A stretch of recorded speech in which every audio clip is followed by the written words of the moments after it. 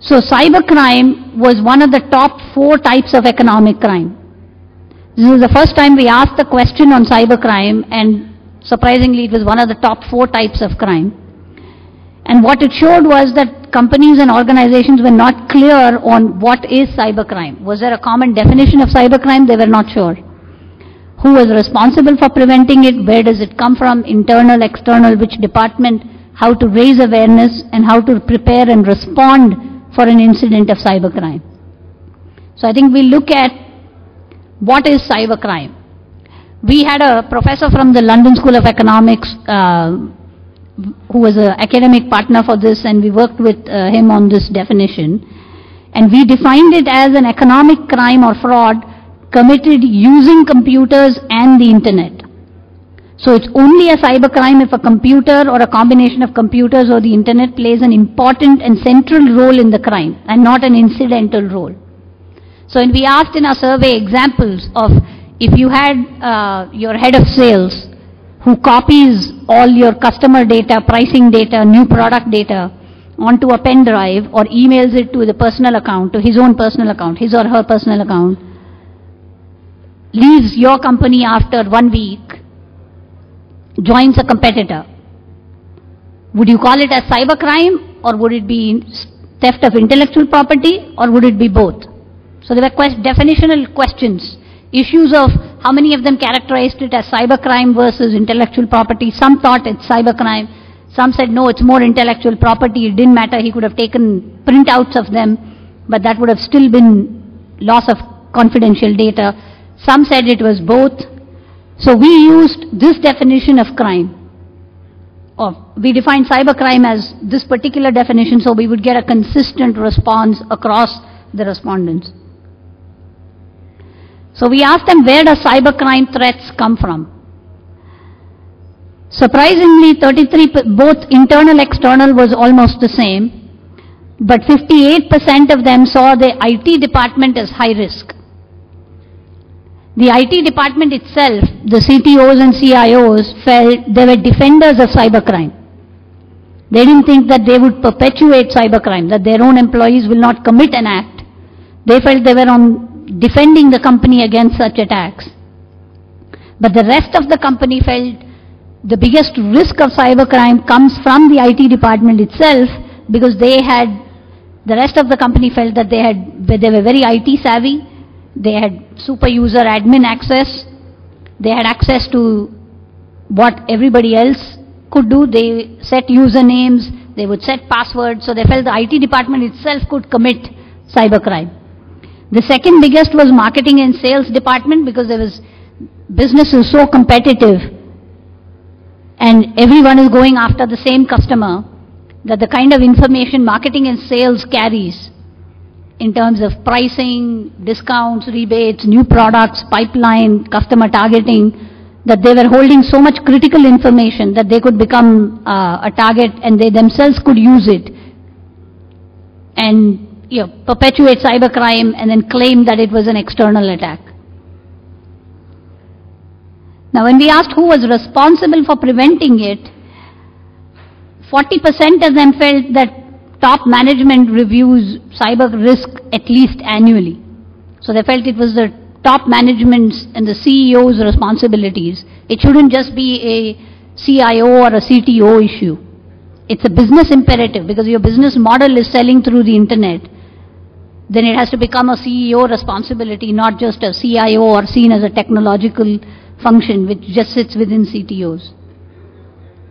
25% of them, in spite of that, just reviewed it on an ad hoc basis. So 40% reviewed it every year, 9% did not review at all, 26% did not know if they reviewed it.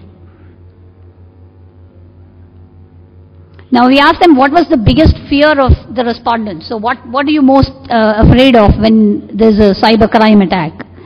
55%, and you'll see that India is much higher in every metric there over global numbers.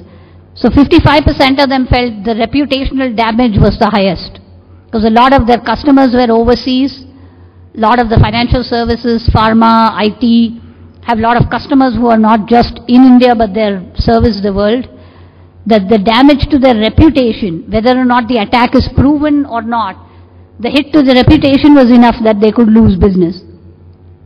The second biggest one was IP theft or data theft, because they were dealing with a lot of confidential data. Financial loss was only the third biggest fear. So reputation and loss of data were far more pressing in their minds than the actual financial loss from such crime.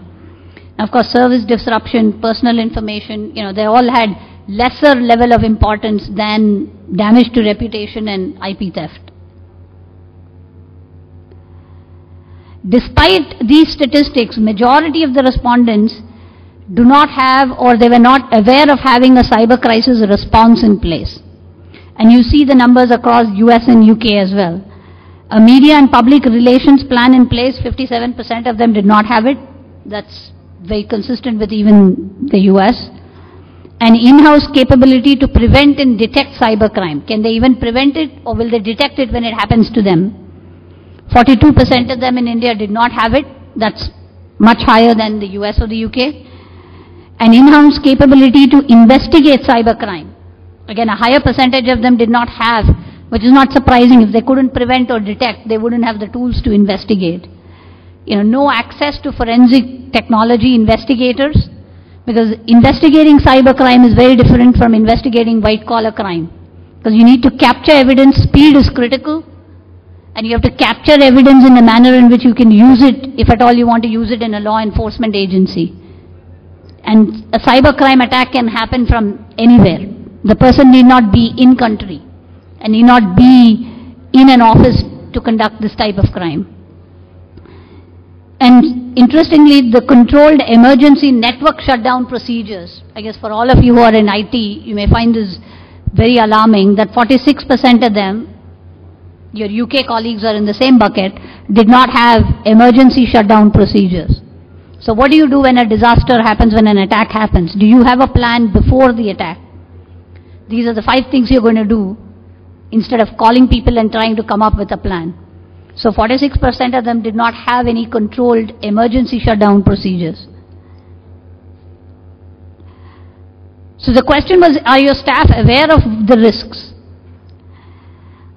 35% of them did not receive any kind of cyber security training.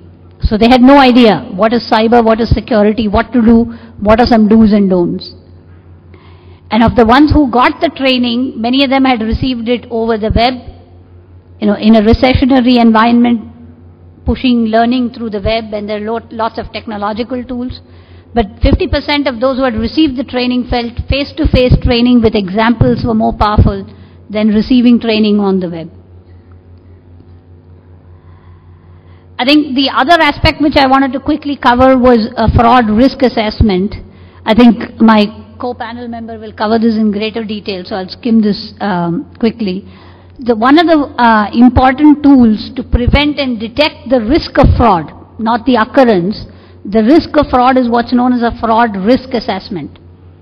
And if you go through a proper fraud risk assessment, you stand a much better chance of identifying what the fraud risks are and how to prevent and detect them. So what a fraud risk assessment does is essentially addresses the same elements of a fraud triangle, the motive, the rationalization, and the opportunity, and it looks at how vulnerable an organization is from those who are capable of overcoming the triangle, right? So ultimately you need only one bad apple. You need only one weakest link who's already inside your firewall, who's already an employee, very trusted, very loyal. So what is the motivation of that one person to overcome the incentive, the opportunity, and the rationalization, and how vulnerable you are? You can do that through a fraud risk assessment. And you can do that through various sources, right? So you can have sources from your own risk control database, your internal audits, your computer environment, your activity logs, your customer surveys, your best practices. So you can collect all of that raw data and conduct a risk assessment in the absence of controls, right? So the first 3-4 columns are what you would do assuming you have no controls. So you come up with different schemes. What could be the likely fraud schemes? If someone had to think like the devil, and if your customer wanted to deceive you, if your employee wanted to deceive you, if your vendor wants to deceive you, or any one of them in any combination wants to deceive you, how could they do it? If you had no controls. Brainstorming with your teams, coming up with that list of schemes, and then you map your controls to see if any of your controls will detect it.